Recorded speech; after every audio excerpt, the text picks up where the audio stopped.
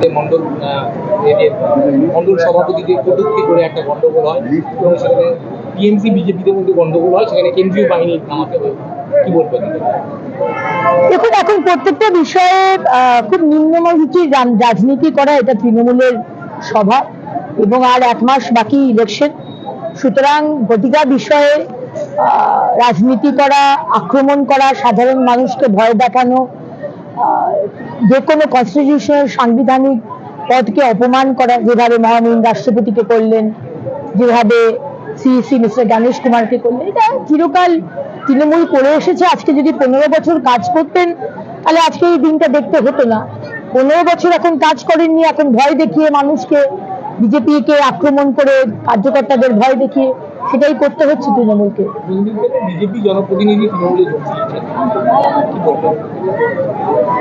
দেখুন, কে যোগ দিয়েছে এটা দুঃখজনক। যদি বিজেপি থেকে কেউ তৃণমূলে যোগ দেয়, একটি কার্যকর্তাও যদি চলে যায়, আমাদের জন্য দুঃখজনক। কিন্তু আমাদের এত বড় পার্টি, সেখানে আমাদের সব থেকে ইম্পর্টেন্ট হচ্ছে আমাদের গ্রাউন্ড লেভেলের কর্মীরা, হাজার হাজার কর্মী যারা কেস খাচ্ছে, যাদেরকে মারধর করা হয়েছে, বাড়ি পুড়িয়ে দেওয়া হয়েছে, তার বাড়ির মহিলার উপর অত্যাচার হয়েছে, কিন্তু তারপরেও সেই ভাঙা সাইকেলটা নিয়ে আর হাতে পদ্ম ফুলের ঝান্ডাটা নিয়ে সে এখনো সেই আশাতে লড়ছে যে আমরা সুশাসন নিয়ে আসবো মাননীয় প্রধানমন্ত্রীর নেতৃত্বে।